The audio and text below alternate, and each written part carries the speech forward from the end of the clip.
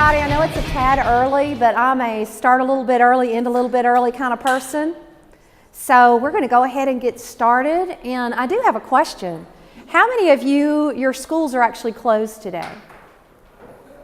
Okay. Now, I'm going to tell you something. It is so impressive that you're here. I actually got some messages from some people who said, you know what, my ride wouldn't come because school was closed, so they decided to stay home because school was closed. And I just want to tell you how much it means, the fact that you are here, that you came when everybody else is not working and you still came, even when it didn't mean you got a day out of school. And that's exceptional, and that's over half of you. I'm just really impressed. So we're going to talk about the 7 steps to flatten your classroom. Now, a lot of the stuff that I may go through kind of quickly is in the book, Flattening Classrooms, Engaging Minds, that I co-wrote with fellow teacher Julie Lindsay. You can get the book. It's on all the different stores and everything, and you can get an ebook and that sort of thing. Actually, this is one book I kind of like in print because there's a lot of stuff in it, and when you buy it in print, in the back of the book, there is something called a link to something called a PD toolkit, okay? And if you get that link, I gave Pearson a bunch of things, Julie and I did, that you could download and use in your classroom. So you're going to pay pretty much the same price. The only difference is you get all these free downloads with the paper copy that you do not get with the ebook. So this is one book that I would probably go ahead and just get on paper, and it's kind of crammed full of stuff too. So anyway, I have it and I wrote it and I refer to the written copy. So anyway, my clicker is not, there it goes. So we're going to start off by talking about a young man who is at a Title I school in Houston. And his teacher decided that she wanted to connect to the world. He had I believe it was an entrepreneurship class, and she decided to do Flat Classroom. Now we changed his name. He's actually mentioned in the book on page 293.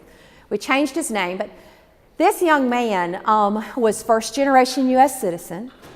He was a bit disenfranchised. He struggled in a lot of ways.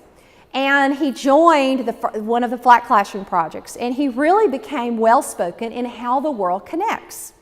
Well, he interviewed for an internship program, and he got the internship program, and said the reason that he got the internship program because he was so well-spoken, not only about how the world works, but about how he could actually connect with the world. He used wikis, he wrote videos, and he was very, very well-spoken. Well, to make a long story short, Domingo, as we were publishing the book and we checked on him to see what he was doing, he was the first of his family to go to college. He was actually going to a major Tier 1 university on scholarship. And what changed his life, what turned it the other direction, was collaborating with people from somewhere else. That is what got his mind and got him out of his location into the world. And when you flatten your classroom and when you connect, what you do is you really help the most your disenfranchised students, the students who may not connect, the students who may not have meaning. I remember I had one boy who went and got tested at this testing center that we have, and he was having a really hard time. He was suffering from depression. He had a lot of different things. But the one positive that they wrote, they said, tell Miss Vicki, okay, my students call me Miss Vicki because we're in the South, that's kind of how we do it. Tell Miss Vicki that whatever she's doing with this child with blogging, to keep doing it. This child loved rock music, and he kept writing blog posts. I would let them, I have them write a blog post about my topic, but then I let them do what's called free posts. Okay, they can write as many free posts as they want to, and I'll always consider that when I give them their grade. So if they're a great blogger, I will add to their grade for them writing free posts. Well, he was writing these epic posts about rock music. He actually wrote a post, the 150 best classic rock songs in the world, with links to the videos. It was epic, it was great, and he was getting all this positive reinforcement. So those are just some examples of some things that you that you can consider. Now, I already mentioned Casey this morning, and she managed this team that she had here. So let's look at the evolution of global collaboration. Global Collaboration 1.0, this is what we started doing in the 80s. An amazing woman named Janet Barnstable, she was doing a lot of things in the 80s with connection. It was very dial-up. Of course, it was dial-up if you actually could call it internet. And what you would do is just exchange information. Hey, we're so-and-so. what are you doing today? And hey, and it was just basic information exchange. Now, a lot of us are still doing this today. This is Mystery Skype. It's the very lowest level, 1.0. And then there's 2.0, which is faster. It's intermittent, it's ongoing, and it's information and artifact exchange. So you're sharing a lot of different things. Then you have 3.0. 3.0, what characterizes it is co-creation. Students are creating something together that is more than the individual parts that they add into it. So this is where we want to get students. We want them to understand how to collaborate. My friend Justin Reich from Harvard University did a massive study, and he studied wikis on PBWiki. And what he found was that a very, very small percentage of those wikis are actually collaborative. Students don't like to edit each other's work because we have this whole idea of academic work. This is mine, that's yours. We don't touch each other's work. It is very hard to teach them to write collaboratively, which is my second book, is how to actually teach kids to edit and to write together. And that's where we're getting with Global Collaboration 3.0, is we want to get all the way to co-creation. So when I talk about Flat Classroom, the basic structure of Flat Classroom is we are writing, creating, editing, discussing a wiki together, and then we are producing a video. Every student does a video, and they outsource part of their video to somebody else in another part of the world. And this is kind of the traditional Flat Classroom model. So there are 7 steps. I'm going to take you through those. Now, some of the links that you'll see to some of these projects, all the projects are still there. The projects are in transition. We're transitioning how we're operating the projects right now. And so some of the stories I'm going to tell today is what I'm doing now. I'm actually doing some different stuff other than Flat Classroom. It's kind of interesting. I'm having to practice what I preach because in some ways I'm starting over and creating new projects. I've got a really cool project I'll be blogging about probably the end of this week that I'm co-creating with somebody named Verena Roberts and then a college professor at the University of Alaska, Lee Graham, co-creating with them that has to do with some Hunger Games stuff that's going to be really cool. So I've got some new projects that I'm working with and planning. But we always start off with connecting ourselves and connecting our students. And a big part of helping students collaborate, what is that noise? Is that me? Is that my computer? We may have to, if we hear it again, we may close the door and say, it's Tim. Tim is out there. The makerspace is distracting us. Okay. So how do they construct a personal learning network to study whatever it is I have them studying? They may be studying virtual worlds. They may be studying augmented reality. They may be studying whatever subject, but do they know how to build an RSS reader? Do they know how to bring all this stuff to them? Now, how many of you are elementary teachers? Okay, if you're elementary teachers, you can do things like NetVibes or Portal. You can build kind of a PLN for the kids till they're older and they're ready to build their own. So you should introduce them to the concept of a personal learning network that's personalized based upon what you're learning this semester, and then it changes a little bit every semester. So when you build, this is a learning pathway here. You got your teachers, you got your textbooks. But we have our learning resources, our common users of learning resources, subject matter experts, networks of learning communities, and all learners. So I want my students to say, you know what, is this author alive? Is this author on Twitter? Can I find this author on Twitter? Is this author writing about stuff right now that we are talking about? Is this book outdated? Is there new information here? So these are the thinking skills. Now remember, I have older students. You need to make it age appropriate for yours. So the first thing is connect. Now, one of the most important connection tools is the RSS Reader. Now, how many of you already have one? An RSS Reader. A lot of people are afraid of it because they're RSS, what is that? It stands for really simple subscriptions or really simple syndication. A lot of websites are getting rid of RSS. Do you know why? Because it's too powerful. It absolutely is too powerful. Google got rid of Google Reader. They didn't really like it. There was a very small percentage of us using Google Reader, and then we're the people who share a whole lot. Now, there's 3 uses of the RSS Reader when you flatten your classroom. First of all is building your personal learning network. Second is what I call a classroom monitoring portal, and I'll show you that. And third is a brand monitoring portal. Does anybody work with your principal or your superintendent on kind of keeping an eye on social media for your school? Anybody do that? 1 or 2 of you. I'm going to show you a really cool trick that not many people know about how you can monitor stuff. So first of all, this is FeedSpot. I like FeedSpot. Some people like FeedLee. These are 2 RSS readers. Now, anybody have an iPad?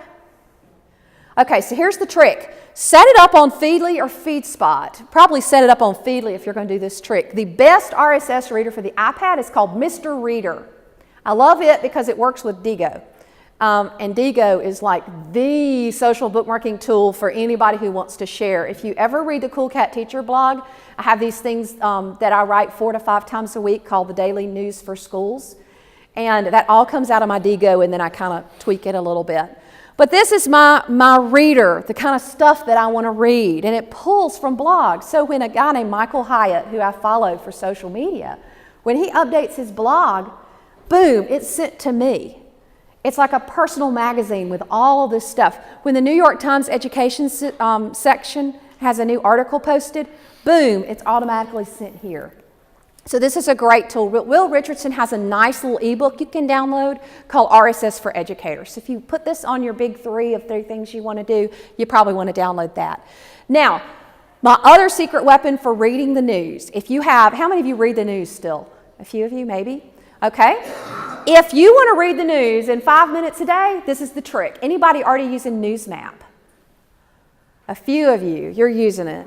Newsmap is really cool, and you can see up the top that it has all the different countries.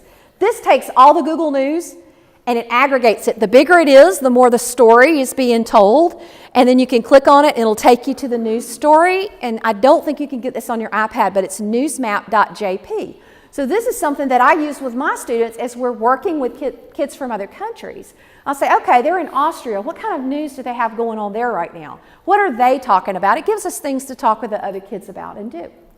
So this is an example of a classroom monitoring portal. A lot of the projects that I've worked with in the past are public. I want to have my students where I don't have to pre-moderate. Now, I always teach my students in a private enclosed place in 8th grade. But by 9th grade, I should trust them enough to be able to take them in an open space without having pre-moderation. Now, out of the 6,000 to 7,000 kids that we've run through Flat Classroom and NetGen, we've only had to ban 3 or 4 at the most. We had a total of 6, and then we were able to let 2 back on. So it doesn't happen very often, and because you can flag content, usually you find out just like that if somebody's posted something inappropriate.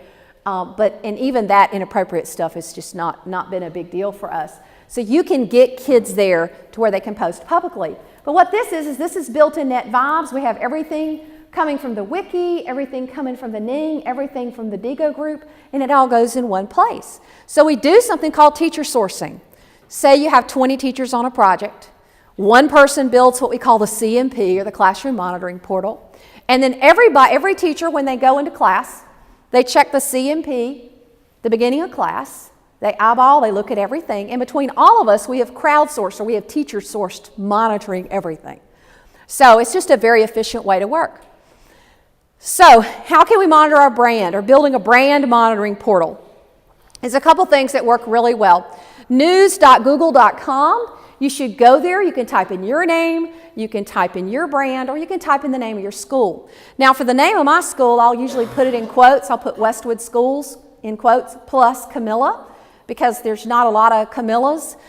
Sometimes it'll come up with Camilla Parker Bowles, but it doesn't usually come up with too many Camillas.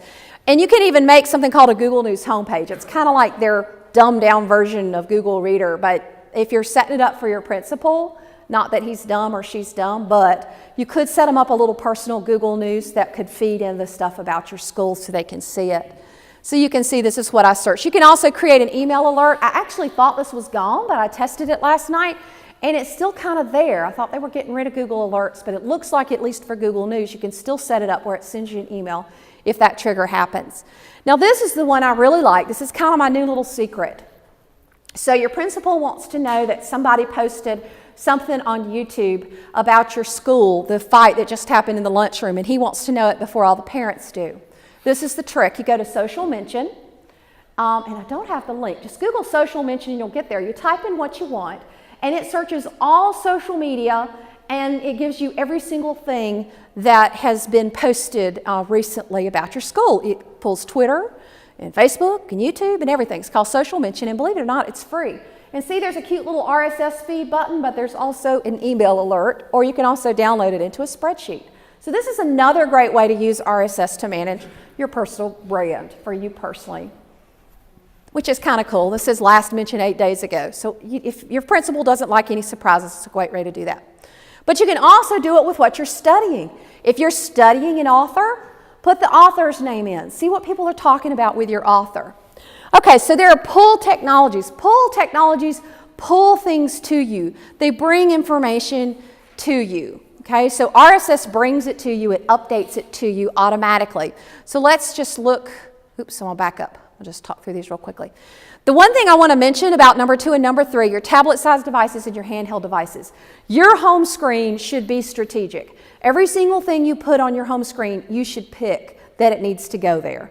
I always look at everything on my home screen and I say, you know what, have I used every single button on my iPad home screen or on my iPhone home screen in the last week? If I haven't, it goes off the home screen or in a folder, and I'm really strategic because when you see those things, that's what it prompts you to do. If you're trying to tweet more, put the Twitter on your home screen.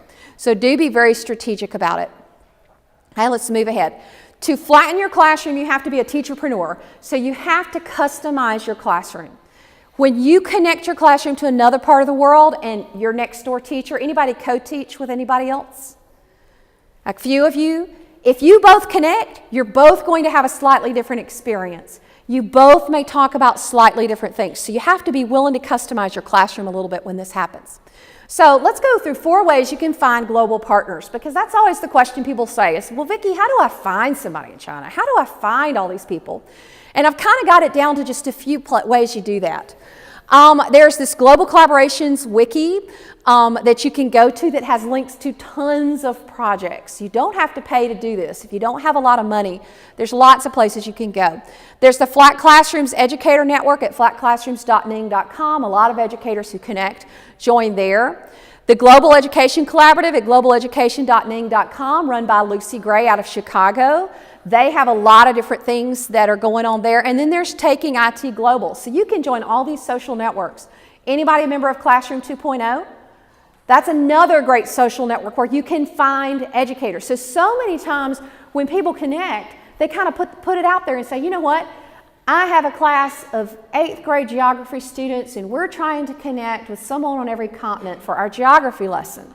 And you reach out and then people respond and they say, hey, I'm interested too. The nice thing about finding educators in places like this is that they are the kind that will respond. I mean, a lot of people just want it done for them. It's very hard because the kind of person who reaches out and is in these social networks is the kind of person that you'll probably be able to work with. People who want everything handed to them are probably going to have a hard time collaborating. There are a lot of networks out there. Anybody do an iEarn? Raise your hand. Anybody iEarn? It's a great organization. ePals. Anybody done ePals? It's a good, simple way to get started. I heard of a math class and they were comparing with kids in Greece different ways to work math problems. The same problem. How do you work it in Greece versus how do you work it here? It's a very interesting thing to compare. Skype education. This is Mystery Skype. Anybody doing this yet? Mystery Skype is a blast, and I really think every elementary classroom should Mystery Skype 2 to 3 times a year. And what you do in a Mystery Skype is you connect with the other classroom, you ask them questions, and you try to figure out where they are in the world as they answer those questions. So it's a blast for geography and for kind of your cultural literacy and science and everything. You know, what do you see out your window? What kind of animals did you see today? What's your weather like there? All kinds of things that you can do there.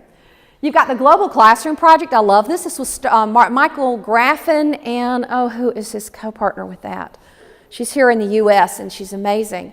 They've got all different projects, and this is great because teachers, anybody already have a project that you do with some other teachers? I talked to somebody yesterday who did. Okay, so you would say, apply to be part of the Global Classroom Project, and they would say, okay, tell us about your project. And they say, okay, we'll tell all the other teachers in our network about it. And they list all the projects and when they're going to happen, and these are all free that teachers do. You're not going to have anybody selling you anything. Free projects that teachers do in every subject area, and you just join the project. Now, the people who they accept tend to be people who already understand how to do this sort of thing. So they're great ways to join and find things. And then there's EatWinning. EatWinning is kind of for Europe, but a lot of times you'll hear about EatWinning projects. So just be aware, they won't let you join, but sometimes EatWinning teachers will talk about stuff and they might let you. I found that EatWinning projects have a lot more Europeans because it is for Europeans, and they really emphasize joining that. So that's a European network. Here's some of the hashtags that are the most prominent on Twitter: Flat Class, Global Ed, Global Classroom, EdChat, and Mystery Skype. Now, if you're blogging, anybody blogging with their kids? Okay, there's a hashtag called Comments for Kids. So if your blog is public and you want to get comments, you say Comments for Kids. Anybody done quad blogging yet? Do y'all know who knows what does anybody know what quad blog? A few of you. Okay, y'all are our blogger experts. Let's talk about quad blogging for 1 second. Quad blogging is, you can sign up for it. You will be assigned 3 other classrooms. And what you do is this week, it might be my turn and my kids will write. The other 3 classrooms will comment on my students' work, okay? Next week, 3 of us comment on another classroom, and the next week we comment on the next classroom, and the next week we comment on the 4th classroom. And sometimes they'll make 2 rounds, so they might take 2 months to do that or 8 weeks to do that. So quad blogging is very powerful because you are getting an authentic audience, you're getting kids around the world, and they're connecting. And a lot of the quad blogging projects are free to join. So there's actually a hashtag quad blog. I think it's either quad blog or quad blogging, but Google quad blogging and you'll find it. And that's another great way to connect. Okay, conferences. Now this is where I find most of my partners for projects. The K-12 online conference. We just had the Global Education Conference.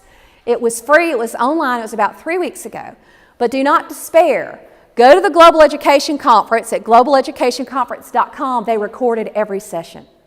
So my students presented with the University of Michigan students about the Arab-Israeli conflict. That 1-hour presentation is recorded, and you can watch it or download it or look at it and see what we did. So you can actually see students presenting, you can see adults presenting. Every year I try to have my students present because I want them to be able to present online. That's part of flattening the classroom. ISTE is a great organization for networking. The thing I love that they do at ISTE, anybody going to go to Atlanta along with me? They do these things called birds of a feather. So you'll have birds of a feather for administrators, or birds of a feather for math teachers or for elementary teachers. And you can get together and you can say, you know what, we all want to do a project together. So you find people that you want to do things with and you kind of have a vision for it. So how do you, quote, invent a project? Some of you are saying, well, you're talking about projects that people invent, but I don't even know where to start. Of course, the book will help you. But the first thing is your job when you connect with other teachers other places is to know your local context. What are your rules? What are your guidelines? Just because me in Camilla, Georgia, I can do one thing does not mean you can do it. And your job is to make sure that you follow your rules. In my classroom, we use first name, last initial. In some classrooms, they have to use pseudonyms. There's all kinds of different rules for classrooms, and your job is to create and make sure you follow the rules for yours. So then the next thing is you have to coordinate with curriculum. I'm not a big fan of clandestine technology activities.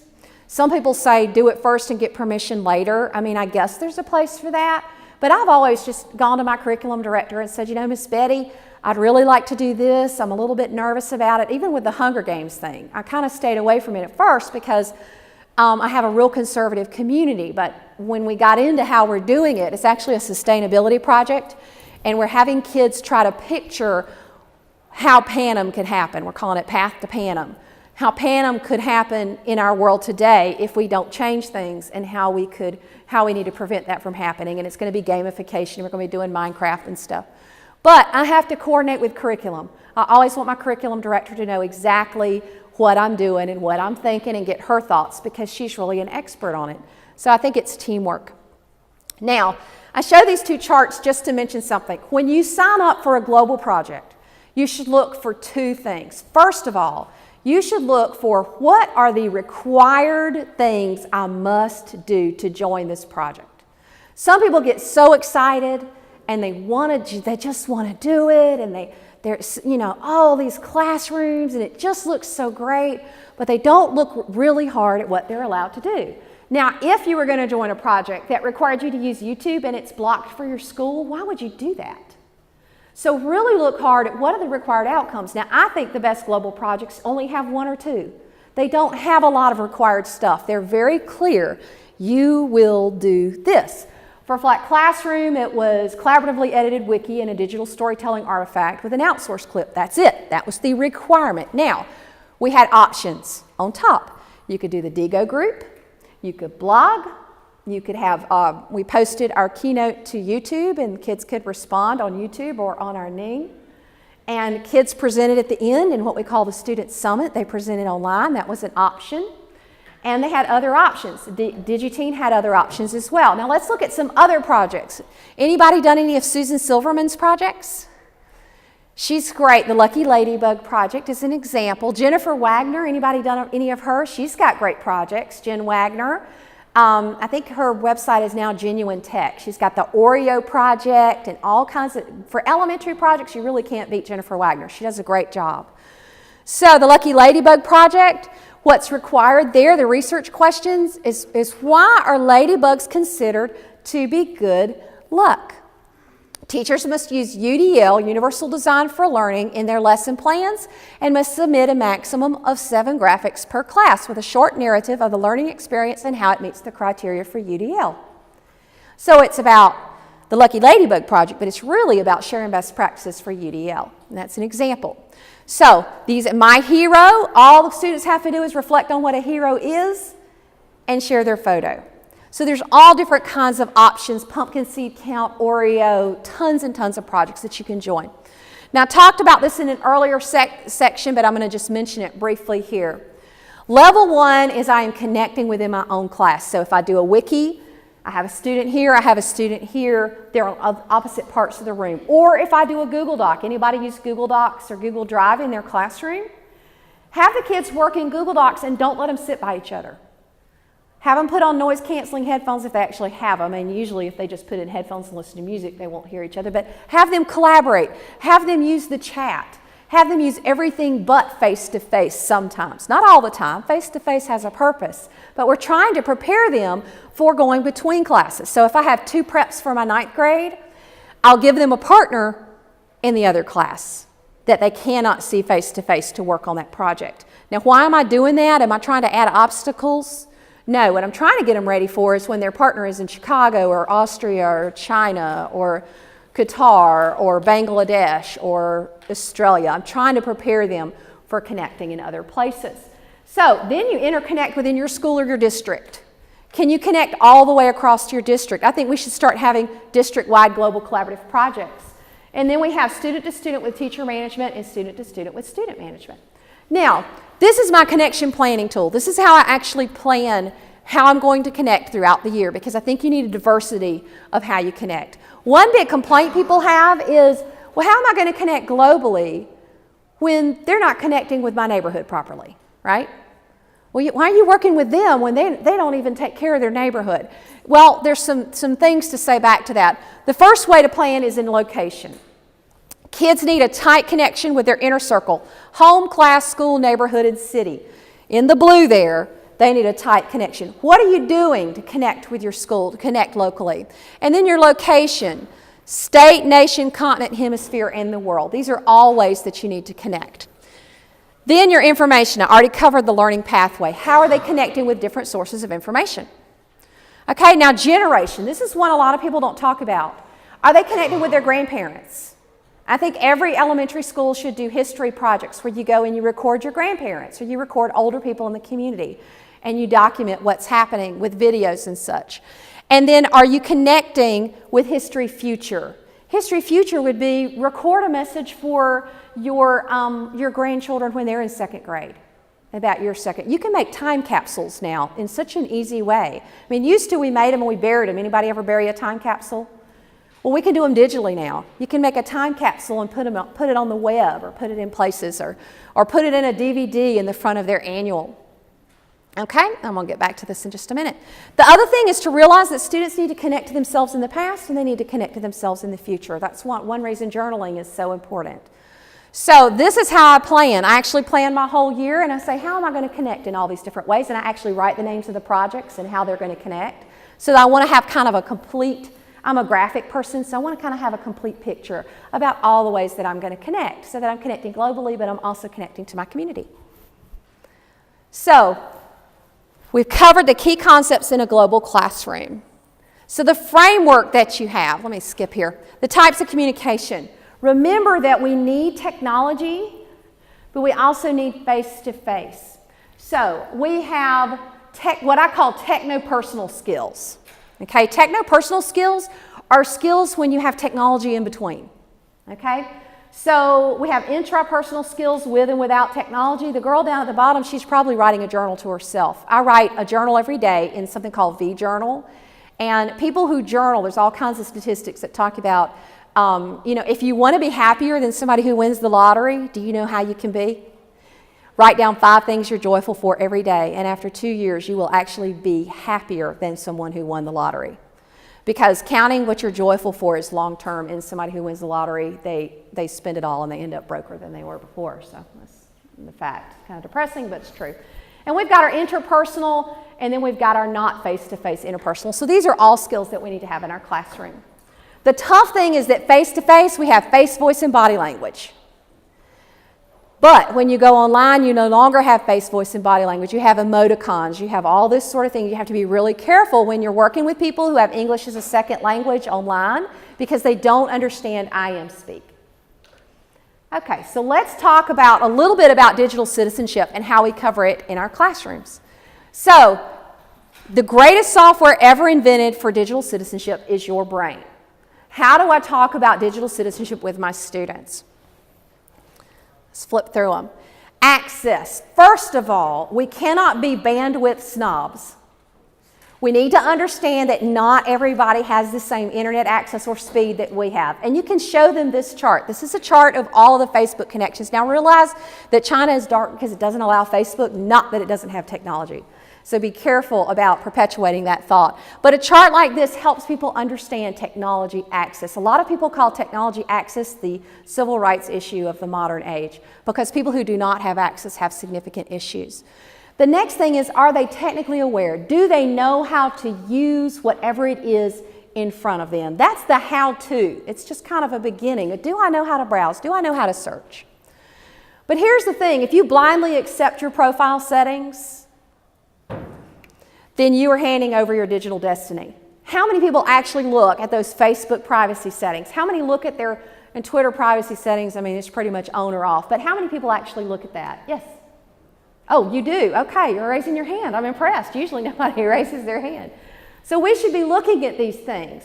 You know, I had somebody the other day say, you know what, I was looking at a hunting site, and then I went on Facebook, and the top search that I found on Google for that hunting site came up as an ad, so I unsubscribed to Facebook. How are they watching me? And I'm like, you agreed to that. You can turn that off. It's called Beacon, and you need to turn it off. And then there's social awareness. And I don't know about y'all, but I don't want this to be the modern family. There are times I was so pleased. I went out to eat Saturday night with the VSTE organizers. Do you know that every single person had their phone up and they talked? That is a sign of someone who's very mature in their technical use. Because when I see a family and the kids are screaming and everything, I mean, I try not to judge it because I've had small children, it's really hard. But when the kids are out of control and they're trying to get attention and mom and dad both have their face in their cell phone, it's like, you know, we're made for more than this. You know, we're human beings, not human doings. And sometimes we just got to be with each other instead of always doing something. So this is something I try to make my kids aware of. When do we need to turn off our devices and what do we need to do? Cultural awareness is helping kids realize everybody's like me in some ways, but they're all not exactly like me. There are differences in us. And then we've got our global awareness. Now, this is the kind of stuff that comes out in global collaborative projects. For example, Sonia in Pakistan contacted me and she was all upset. She said, Vicki, we're going to have to unjoin. She had 3 girls in the project. And believe me, it is very hard when you're in Pakistan to connect on a global basis, but there are people who do it. She said, Vicki, I'm going to have to unjoin the project. And I said, why? She said, well, in Pakistan, there's one big taboo subject. It's abortion. You can't even say the word, Okay? It's so illegal that you cannot say the word. Well, in our forums, we let kids talk about things, and somebody had actually asked and said, can we compare different views around the world on how different countries discuss this issue?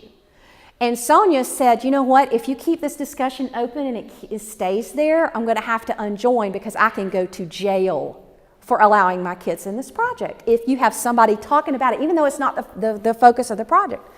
So what we did, we didn't just take it down because every experience is a learning experience. We talked to the student and we explained the situation. The student at the bottom of the post said, I have decided to close this forum post out of respect for some of the contributors of this project, and closed the forum, and we didn't discuss it. The student handled the problem, and you always have problems when you connect. You always have different things that happen, but you do need to be aware there are taboo subjects. For example, when we had a project with kids from Europe and some from the Middle East, in the Middle East, some women are not allowed to have their photo online. For other ones, seeing shoulders is very, very rude. Well, in Europe, their sense of the body is totally different than everywhere else. And we had a girl who took a picture of herself as a profile picture, and she was beautiful. She looked like a model, but she was looking over her shoulder like this. She had a tattoo all the way up her back, and it was bare back. And we got contacted with us. He said, oh dear, we're going to have a problem. Somebody flagged the content. And we just told the European teachers, explain to your students, even though you can have a profile in school. I know that's hard for you guys to understand too, right? Because it's like a bare-backed profile in school. Europe is a different place. It is, you know. As my kids said, you could go to a beach and see naked people, you know. It's a different place over there. But we explained to the teachers, we're going to respect, we're asking everybody to cover their shoulders for their avatars out of respect. That's what we decided to do. So realize that there are all different kinds of things that are different, but you have to be careful not to stereotype. Now, there's all types of subjects that we do need to talk to students about. Identity theft, 1 in 7 will have their identity stolen. These are things we need to talk about when we talk about digital citizenship. Be aware of things like cyber stalking. How many of our kids are uploading photos with GPS coordinates in them? Oh, I love the new paint in my room. Bling, up on Facebook, it's got the Latin long of their room in the photo. So most parents don't realize they need to turn off geolocation inside those photographs in Facebook. So these are all things you have to do. And these are topics that I talk about with my own students in high school. Now, there's a free internet safety poster you can download from my website at coolcatteacher.com. Just click freebies. It is the 5 steps to internet safety. I had my sister, who's a graphic designer, create this poster because this is so important. It's stop, screenshot, block, tell, and share, and let me tell you why. First of all, you stop, and we all know about that one. But the second is screenshot. Screenshot, of course, is when you take a picture of the screen. Here's what happens if you don't screenshot. When you unfriend people very often, for example, I actually was having somebody harass me in direct messaging on Twitter, and I didn't follow this rule. I didn't get my screenshot, but when I unfollowed the person, it actually took some of those DMs out of my Twitter, and I didn't have a picture. So you have to take a picture. When you have a one-to-one iPad or a Chromebook or whatever you have, make sure all your students know how to screenshot. Always, always, always, they must know how to screenshot. That is probably the first thing you want to teach them, is if you have a problem, screenshot. And it's good for IT too, because they can say, I got this error message, right? Instead of saying, I got some weird error message that said I couldn't do something. Well, that didn't help you. You know, take a screenshot. I won't even talk to a kid about a problem unless they can show me a screenshot. And then you tell somebody who can help you. There are places you can report it online. And then you share. Now, the share part is important. For example, a local restaurant down the road, there was a boy who went into the restaurant and he filmed and he just totally dissed on this family restaurant that was a great restaurant. Okay, well, one of my students came in and was upset because his mom and dad ran the restaurant. And they said, Miss Vicki, what can I do? This kid posted this horrible thing about my mom's and dad's restaurant on YouTube. How do I deal with this? And he was so upset about how to deal with it. And I gave him some tips about what to do. They were actually able to figure it out. And believe it or not, his school got involved, which I don't know how they did it. But he was very insulting to some people there. And he said, I'm here at my grandma's party. And they figured out whose party it was. But knowing how to deal with things online is something that kids want to do. Well, we shared that with the group, and we said, you know what, this can happen. When people have a bad experience somewhere or they want to make fun of you, they can upload it, and they have a right to do that. But here's how you can go about handling it. Here's the struggle when you do stuff online. In social networks, and this is why I run an educational network, not a social network. Educational networks, the expectation is 100% contribution. Social networks, 90% of people are lurkers. Now, I've seen some further studies that actually say 70% are lurkers because they're 20% in there are what they call the worker bees. Worker bees are people who might lurk on Twitter, but what they're actually doing is they're taking all that stuff off Twitter and they're emailing it to their friends and they're sharing it offline. Do you know what I'm talking about? People who don't tweet a lot, but they're like, you know what, I get a lot of good stuff off Twitter and I'm sharing it with people. So there's actually a worker bee piece in there for a lot of us. But you have 9% intermittent contributors, and then you have the 1% like me that we're heavy contributors. If you follow me on Twitter, you know that I'm a heavy contributor. We can't have that in our classrooms. This is Klossner's theory, 99-1 principle. All of our students, I actually share this principle with my students, and I say, you know what, when you're an educational network, you can't do like Facebook. You can't do like Twitter. You must contribute because it is a professional space and you need to be there and be part of it. Now, the 3 R's of global collaboration, if you're going to join a project or do anything online, are this. First of all, receive. When you join a project, make sure you can get emails from everybody in that project. I can't tell you how many projects I've kicked off, and then 2 weeks into it, we've actually started, we started for a while calling people and saying, are you still in the project? And they'll say, you know what, I'm not getting emails from you. It's like, well, did you join the Google group? Did you do this? You know what, I bet you're in my spam. And there you go. They missed the start of the project because the Barracuda firewall blocked the stuff. So when you join a project, do what's called whitelist. Find out the emails of the people who are going to be emailing you. Email your IT people and say, you know what, these people are going to be sending me emails. Can you put it on the whitelist? Do you know what a whitelist is? It says always let it through. Okay, so if this person emails, always let it through. So whitelist people. Then read. Make it a habit to read that email every day. If you collaborate globally, this is important. And it's hard. It's hard for me. I get 400 or 500 emails a day. Now, my favorite app for keeping up with email and getting to inbox zero is for the iPad or the iPhone. It's called Mailbox. And it's now owned by Dropbox. And you can get free Dropbox space if you use it. It works with Gmail. It works... I think it mostly just works with Gmail. So if you have that, you should get Dropbox. I love it and I teach it to my students. If you have Google Apps for education, you can use Mailbox too. And then respond. Now this is really important. A lot of people are getting messages, but they never acknowledge that they got it. And so because you didn't respond, you're invisible and people think you're not there. So especially at the beginning of a project, say, you know what, hey, I'm excited about this. I just want you to know I'm excited to be here. And you become top of mind because everybody else in the project doesn't automatically know you're there. Do use multiple intelligences. I talked about it earlier. They recorded the session if you want to go into this and look more about it. But multiple intelligences are important everywhere you go. And the other thing is when you are collaborating globally, this is the perfect place to interject higher order thinking skills and have kids create. So ask yourself, how are they going to create? How can we get past this mentality of, oh, how exciting, you're in New Zealand, I'm in Camilla, Georgia. I mean, that's great, but how can we get to the creation step and move up? And how can we evaluate? How can we analyze?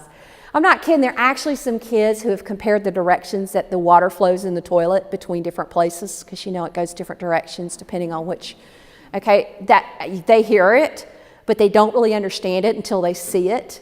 So there's all kinds of things they compare, and I'm not telling you to go take pictures of toilets because that is kind of gross, but I am saying there are teachers who've gotten into that sort of thing. So celebration, and this is the big thing with any project. How many of you do project-based learning at all? Okay, the one mistake a lot of people make with projects is they kind of let them peter out and just kind of fade into the sunset without any clear ending. I always think that when you end a major project, you should celebrate in some way. You should reflect, you should have what we call retrospection. You should say, this is what I learned, this is what I did, this is why twice a year my students present online. At the end of the Arab-Israeli conflict simulation, I had the kids in there presenting and saying, this is what we learned. And the interesting thing is, sometimes kids don't truly get it until they hear what everybody learned, and then they go, oh, I see why we did this. And then they're excited, they want to go back and do it again because they're like, oh, I didn't really understand what we were doing until now. And I'm like, well, that's what teaching is.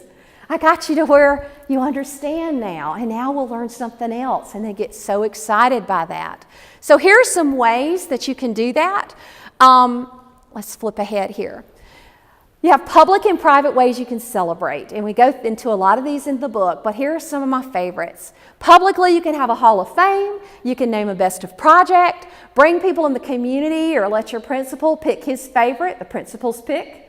You know, I'm going to look through all these blog posts, and the principal's going to pick one he likes, just randomly, no real reason, but he just liked it.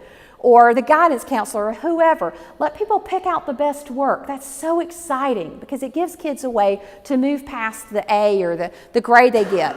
Award events where you say, I love what Chris Lehman does at Science Leadership Academy. They have the paper plate awards, and at the end of every year they sit around and they come up with something that every child is the best at doing, and they write it on a paper plate.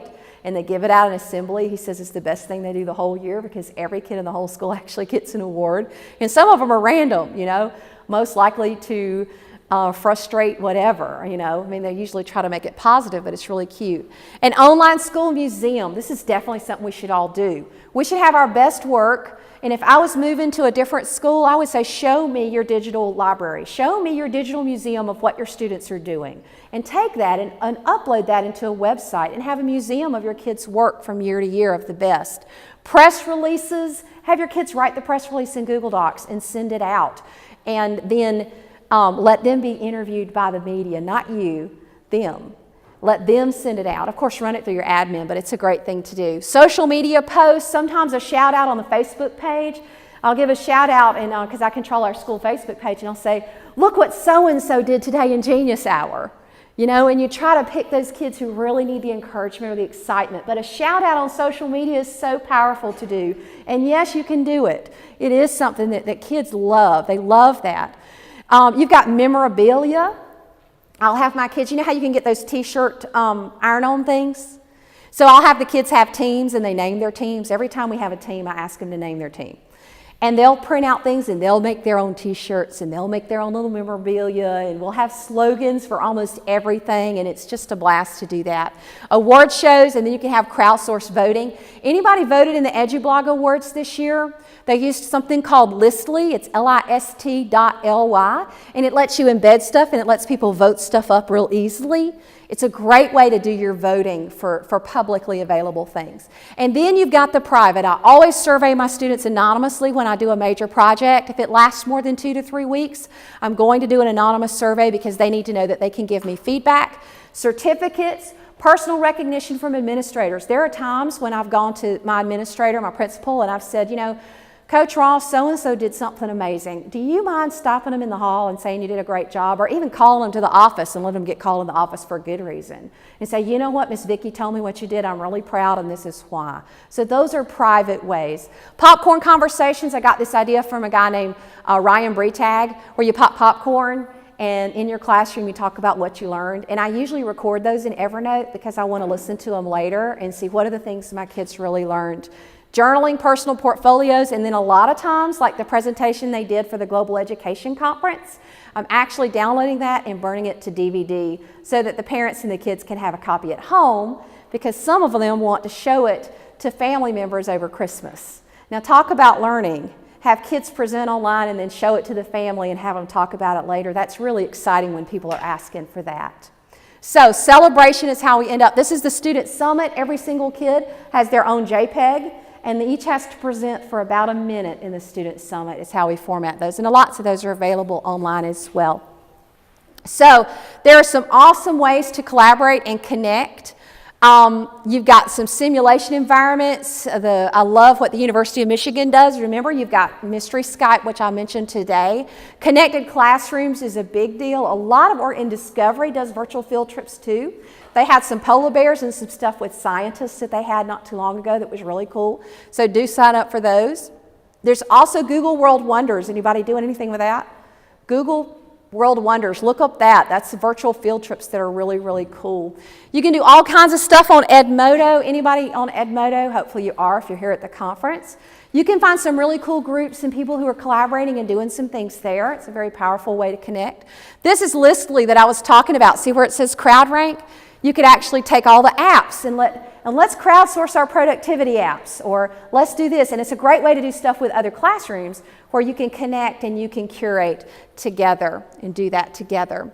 ePals, this is an example of something that you can do there, and they've got all kinds of neat things and how to connect and do things. And Iron, I already talked about that one as well. Digo, there's a Digo educators group with about 3,000 of us on there. A lot of us share a lot of things on Digo. It's a great tool. Okay, are there any questions? I wanted to save just a few minutes for some questions for me about connecting globally. Does anybody have any questions for me today? Are you overwhelmed? Are you tired? No questions? Y'all get lots of good ideas?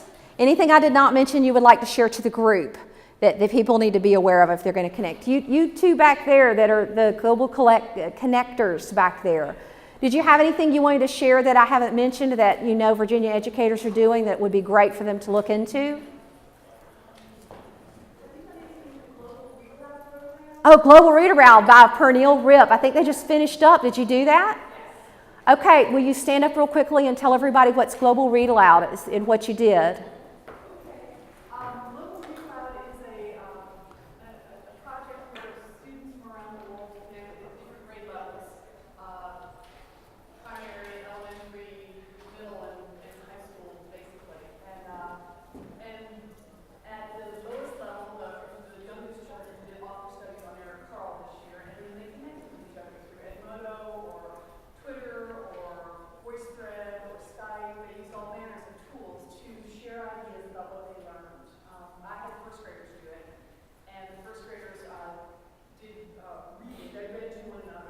Mm-hmm. Different books to classrooms that they connected with, and then they would create voice threads, and they would chat with each other about they drew lonely fireflies and hungry caterpillars and wrote sentences about them, that sort of thing. At the elementary and middle school level, the authors actually participated in many of the conversations. So the students had an opportunity to network with the authors as well. They all chose the same book at the elementary and middle school and high school. There's a book that's selected each year. Yeah, Pernille picks some. And if you've got students who are needing some challenging, you can have them read the book for the next level. Yeah. Or, you've got some flexibility. You're not just locked in by Right. grade level. But it was a wonderful experience. Yeah.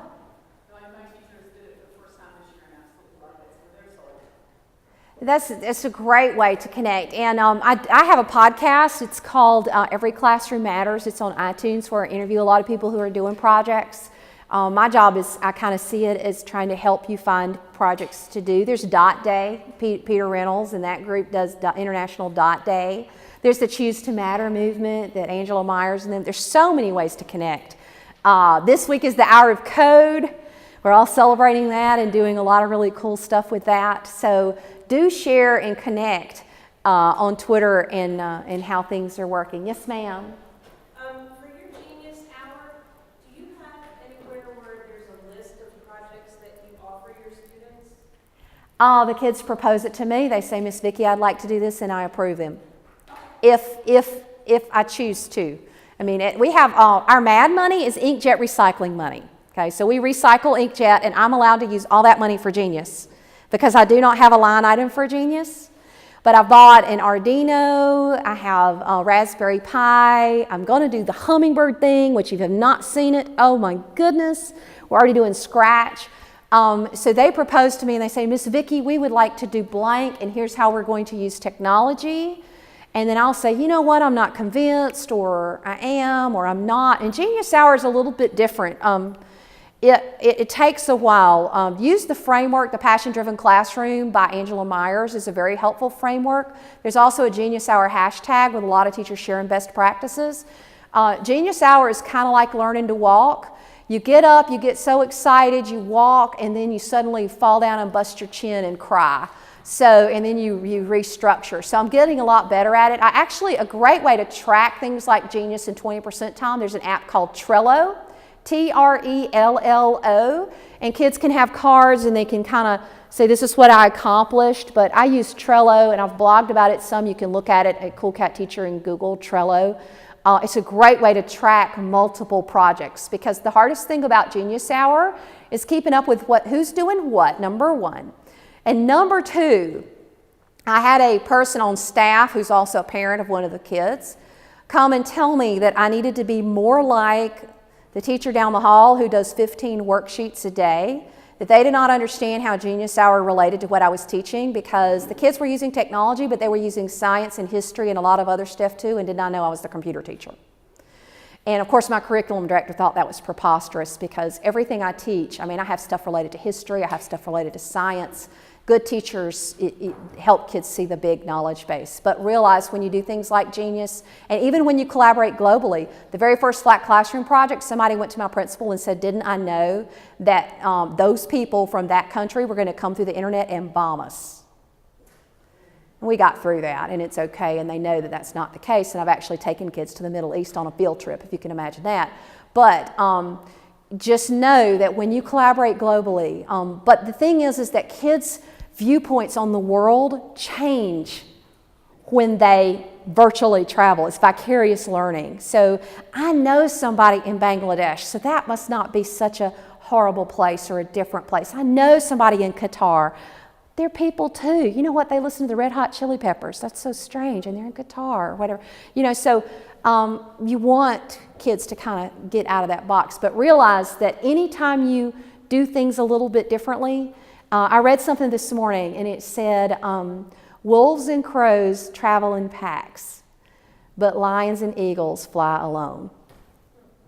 And that's, if you're in this room and you're even talking global collaboration, when I talked global collaboration 5 years ago, I'd have 5 people show up. People just aren't ready for that yet, because people are just, you know, it's hard in education. It's not an easy time, but it's always what's next, not what's now. And you guys are caught in the what's next. And what's next is every single school needs to be collaborating. And here's the other thing to realize. There are a finite number of schools in certain countries that could actually have the capability of collaborating. When those schools have their relationships established, new schools that come in and try to collaborate globally are not going to have a way in. It's going to be hard. So now is the time to do it. And I applaud all of you, because so many of you could have taken the day off and be at home in front of the TV with your feet up, drinking coffee or hot chocolate. And then you're the eagles and the lions that I was talking about. So if there are no more questions, I'll be down front for just a minute, and then I'm going to go catch a plane, but you're a great audience. All this stuff is uploaded on Edmodo, and you are wonderful. Thank you.